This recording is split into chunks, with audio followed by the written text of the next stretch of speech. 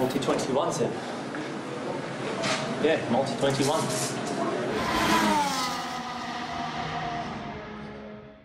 Bonjour à tous et bienvenue dans une nouvelle émission de Multi-21.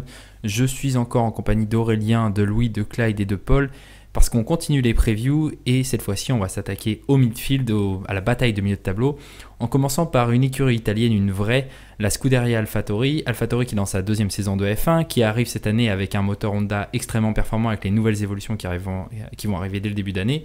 AlphaTauri l'année dernière c'est 107 points et une victoire pour Pierre Gasly.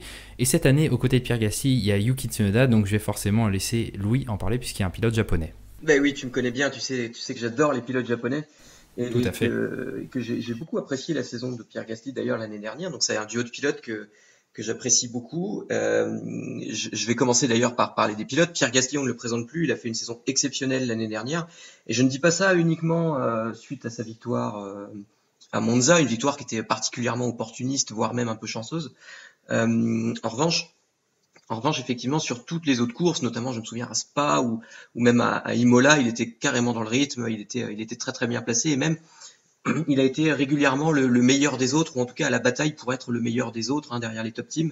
Et ça, c'est tout à son honneur. Et d'ailleurs, si on avait eu deux Pierre Gasly chez AlphaTauri, AlphaTauri n'aurait pas terminé très loin de la troisième place du championnat constructeur. Donc ça a été vraiment une très très bonne saison pour AlphaTauri. Exit du coup chez AlphaTauri Daniil Kvyat qui va laisser sa place à un jeune prodige soutenu par Honda puis par Red Bull, donc qui s'appelle Yuki Tsunoda, qui est un pilote qui découvrait la Formule 2 l'année dernière et qui pourtant a terminé troisième du championnat avec l'écurie Carlin, troisième du championnat devant un certain Nikita Mazepin et devant Robert Schwarzman aussi qui lui aussi découvrait le championnat mais dans la plus grosse écurie du championnat, à savoir Prema. Et voilà, Yuki Tsunoda, c'est un pilote qui a découvert en fait l'Europe et la manière de piloter, de faire la course en Europe. Assez récemment, il est arrivé en Europe il y a 3 ans, et depuis, sa progression a été météorique. Et je pense qu'il mérite parfaitement sa place en Formule 1, et je pense qu'il serait capable de nous éblouir, et je pense même que dans peu de temps, on sera capable de dire que c'est lui le meilleur pilote japonais qu'on ait jamais vu en Formule 1. Takuma Sato va mal le prendre et certains membres de ce podcast aussi, mais je te rejoins totalement. Et d'ailleurs Yuki Tsunoda, ça fait partie des très grosses hype de cette saison bien évidemment, parce que quand tu vois sa progression, tu l'as dit, en si peu de temps, ça va être sa 4e saison de monoplace à temps complet, 5e peut-être, oui 5e, c'est absolument dingue et il a l'air d'engranger, c'est une éponge ce gamin et il rentre parfaitement dans le moule de ces jeunes pilotes de Red Bull. Je vais laisser la parole à Paul avec cette question. Étant donné les 6 teams qu'il reste devant, est-ce que AlphaTauri peut réellement faire mieux que cette 7e place ? Oui, c'est ça. Tu la vois devant les gros de devant. Alors, pas devant tous les gros, mais en tout cas faire Bien mieux que 7e, ça c'est sûr. On reviendra sur le cas Ferrari, je pense, bientôt. Oui. Et je pense aussi d'ailleurs pour faire une superbe transition, je les vois sans trop de difficultés réussir à finir devant Alpine. Ça ne me surprendrait pas. D'accord, donc peut-être devant Alpine et puis peut-être devant Ferrari, donc effectivement ça pourrait les mettre à la porte du top 5, ça serait énorme et les évolutions Honda peuvent bien évidemment aider à ça et moi je vais totalement dans ce sens, ça peut totalement le faire.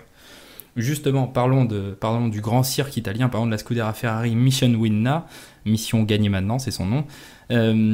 Avant de laisser la parole à notre fanboy en chef de chez Ferrari, je vais laisser Aurélien un peu nous parler de cette équipe. 131 points la saison dernière, 3 podiums, un nouveau pilote avec Carlos Sainz Jr. Qu'est-ce qu'on peut attendre de l'immense Scuderia Ferrari cette saison ? J'ai envie de dire pas grand chose, tout simplement parce que t'as Mattia Binotto qui nous a répété vraiment pendant l'hiver qu'il faut pas s'emballer, que la Ferrari est en pleine étape de reconstruction, qu'ils ont une vision sur le long terme, donc ils ont vraiment bien préparé le terrain pour cette année, pour quand on va voir que Leclerc et Sainz vont encore se faire éliminer en Q2, au moins il n'y aura pas de surprise quoi. Je blague un petit peu quand même, parce qu'ils ont quand même apporté des évolutions pendant l'hiver. Il y a notamment un tout nouveau moteur, ils sont vraiment repartis d'une feuille blanche pour le moteur V6, officiellement. Ils ont également bien retravaillé la partie arrière, ils ont dépensé 2 jetons de développement pour tout ce qui est aileron arrière, dessin des suspensions, boîte de vitesse, refroidissement, etc. Donc c'est obligé qu'il y ait du mieux vraiment par rapport à 2020. Mais après, pour juger ça en termes vraiment de progression sur l'échiquier de la F1 et par rapport aux autres équipes, faudra pas s'attendre à voir une Ferrari P3 au classement, par exemple. Non, Oui, là, ça sera plutôt. Il y a une possibilité de se taper avec AlphaTauri si on progressait et également avec Alpine. Donc voilà, la lutte pour la 5e place, ça va vraiment réunir ces 3 équipes selon moi. Et d'ailleurs, c'est ce qu'on a vu en termes de rythme à Bahreïn. On est plutôt dans ces eaux-là avec AlphaTauri dont on a parlé et avec Alpine qu'on va parler après. On va laisser bien évidemment la parole à l'ambassadeur français de Ferrari. Clyde, est-ce que tu attends, une victoire peut-être pas cette saison, mais est-ce que tu attends plusieurs podiums de Ferrari cette saison avec ce qu'a dit Aurélien, avec cette plutôt bataille pour la 5e place pour Asco derrière? J'attends le départ de Binotto. Oui. Non, enfin, Ferrari, je m'inquiète, comme d'habitude. Je pense qu'ils ont fait un move qui était plutôt intéressant en se séparant de Vettel. Je pense qu'il était temps, tout simplement. Maintenant, Ferrari, c'est un peu le même patron depuis 2009. Il progresse, ça va à peu près. Puis tout d'un coup, il y a un coup d'arrêt, ils font une connerie. Alors du coup, il vient la moitié de l'équipe, ou la moitié des pilotes, ou la moitié des patrons, enfin ça dépend. Mais c'est un peu le même patron depuis plus de 10 ans, et je pense qu'on est encore là-dessus finalement. 2020, bah, c'était la merde, du coup on fait sauter Vettel. Au-delà de ça, je pense qu'il était temps pour Vettel de changer d'air. C'était évident, il se sentait plus depuis plusieurs années si bien que ça chez Ferrari. Je pense que le moteur n'a pas évolué aussi bien qu'il le voudrait. Je pense que la voiture n'a pas évolué aussi bien qu'il le voudrait, mais c'était difficile vu la réglementation. Ils attendent 2022, ça me semble clair. Ils espèrent faire quand même quelques progrès, être là, être capable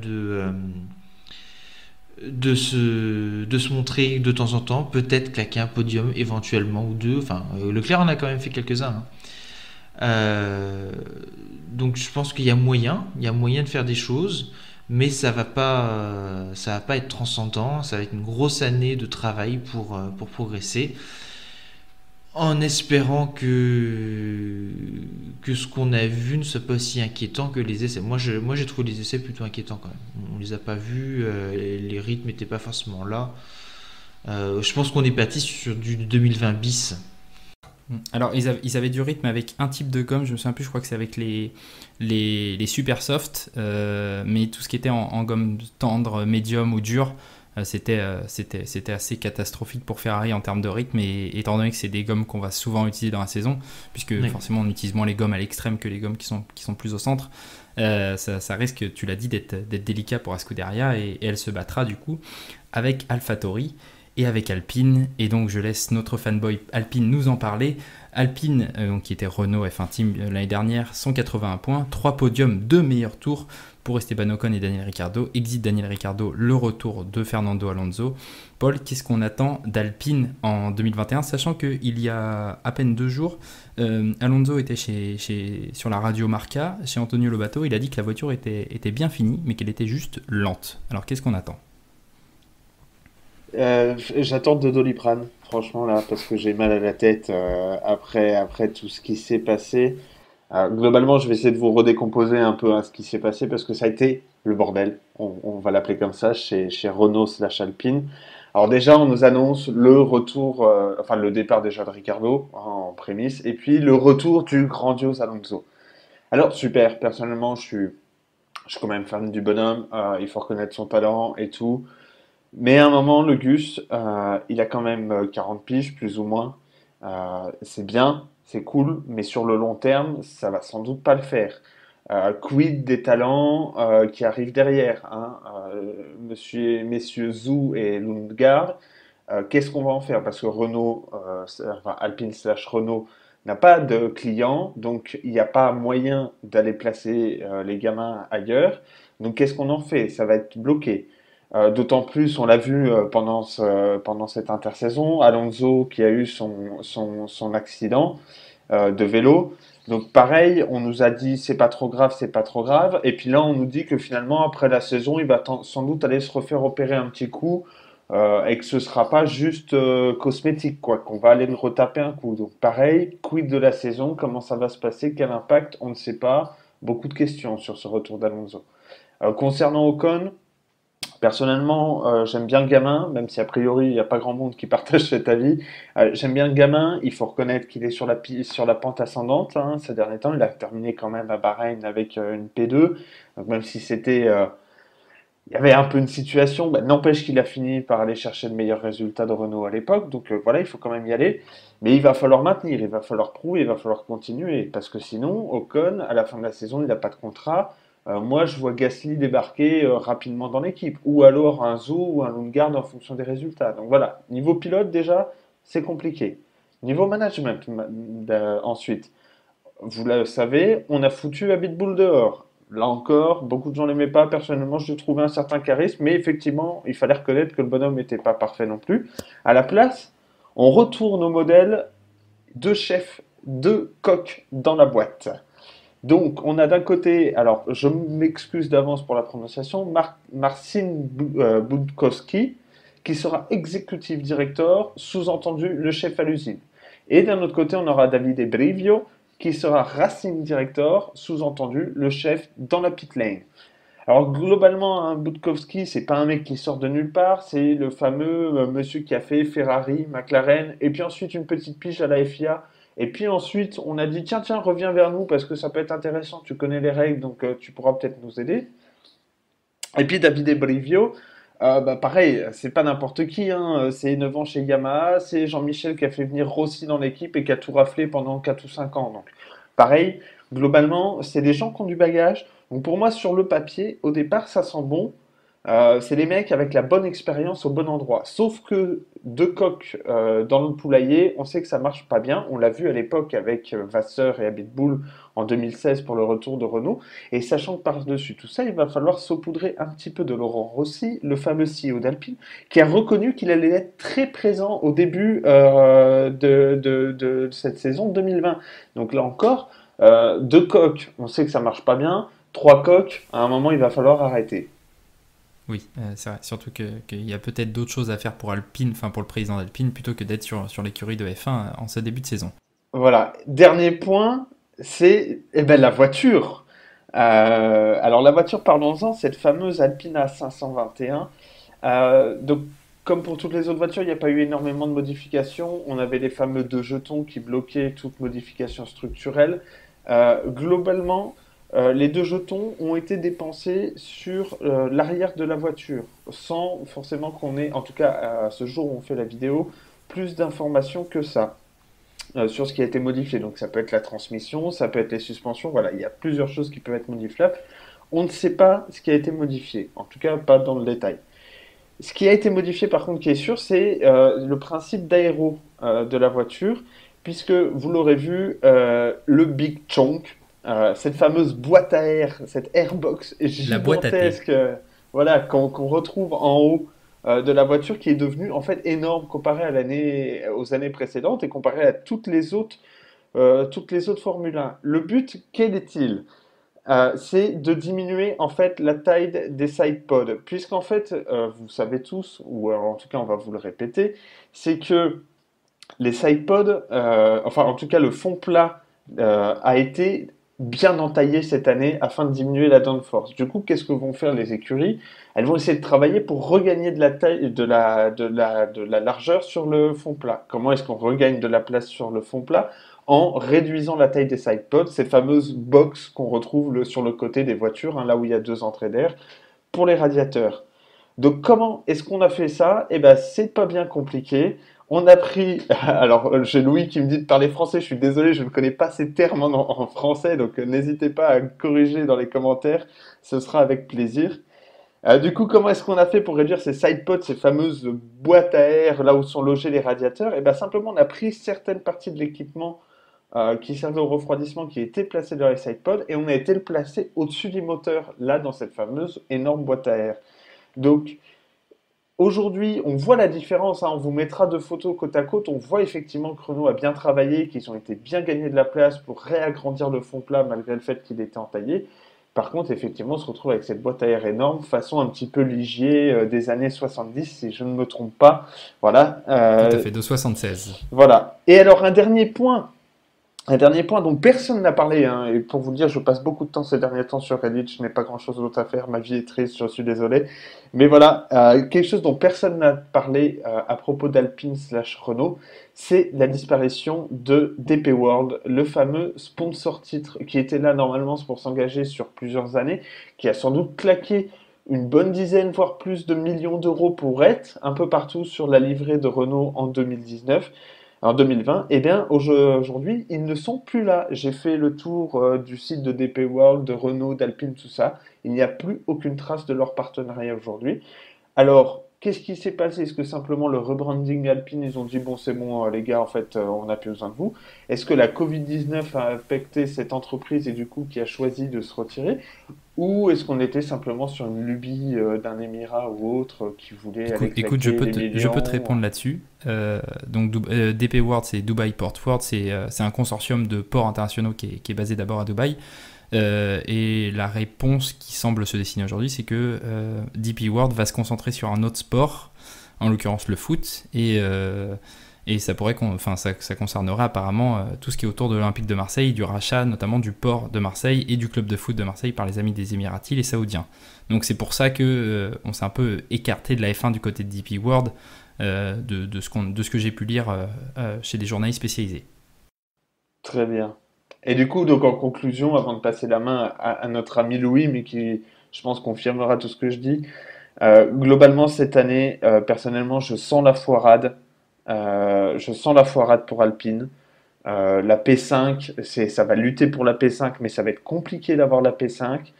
Et au maximum, je vois 1 ou 2 podiums, globalement pas plus que ce qu'il y a eu l'année dernière pour le duo Alonso-Ocon, en fonction des conditions et des situations qui se présenteront.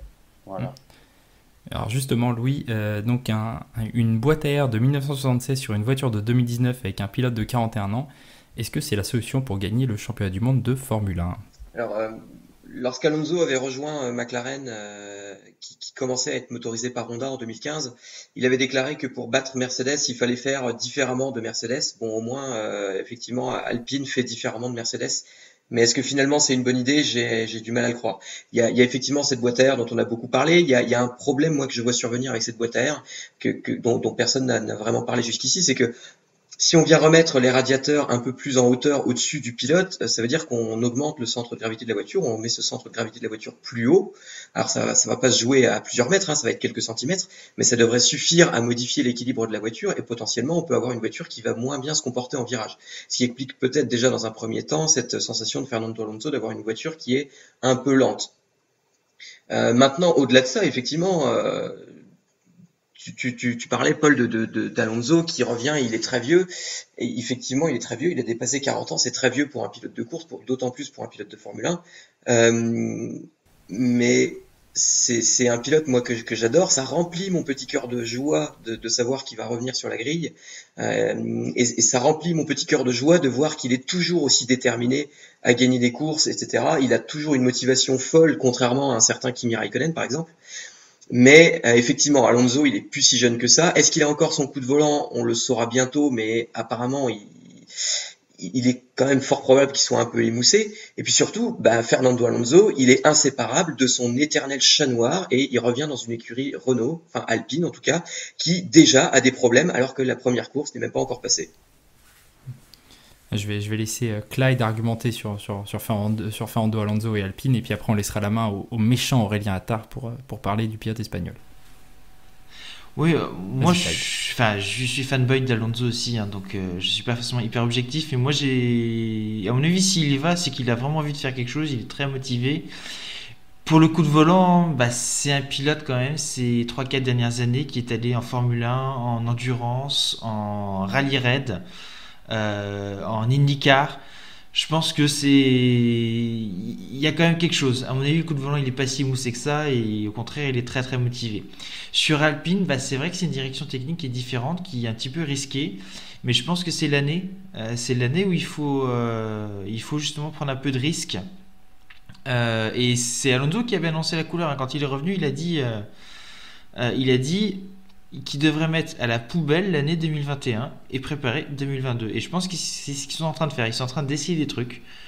Ça marchera peut-être pas pour cette année, mais ils préparent la voiture de 2022 en voyant ce qu'ils peuvent éventuellement modifier. Donc je pense que cette année, il ne faut pas s'attendre à ce que Alpine fasse de gros trucs. Alonso probablement des coups d'éclat. Ocon, j'aime bien ce garçon, je pense qu'il est sur une pente ascendante aussi. Ça va être intéressant à voir aussi. Par contre, c'est 2022. Ils attendent clairement 2022. Ouais, et puis Esteban Ocon a vraiment pris confiance avec les Grands Prix de deuxième partie de saison de l'an dernier. Il doit s'en servir comme élan, puisque sa première partie de saison de 2020, elle était un peu marquée par le fait qu'il avait eu un break d'1 an, et forcément c'était un peu compliqué pour lui. Aurélien, vu qu'on a tous parlé de l'écurie française, est-ce que tu veux rajouter un mot sur Renault, sur Alonso, sur tout ça? Ah, bah, si vous insistez, oui, bien sûr. Bien sûr, moi j'ai toujours quelque chose à dire, surtout quand ça concerne Alonso. Alors déjà, oui, ça parle de son côté, il est motivé, il a fait Le Mans, il a fait l'Indy, que sais-je encore, certes, mais bon, Barrichello, il a bientôt 50 ans et il veut toujours pas raccrocher le volant aussi, hein, et ça veut pas dire que c'est un bon pilote. Et aussi, en fait, ce qui me dérange avec Alonso, ce qui me dérange profondément, c'est en étant objectif bien sûr, hein, le plus objectif possible, c'est qu'il a toujours laissé une atmosphère, un climat vraiment détestable dans toutes les équipes où il est passé, vraiment toutes les Ça, c'est équipes, vrai. même Ça, c'est Minardi, où il a fait que 15 Grands Prix, a laissé une atmosphère détestable, c'est sûr et certain.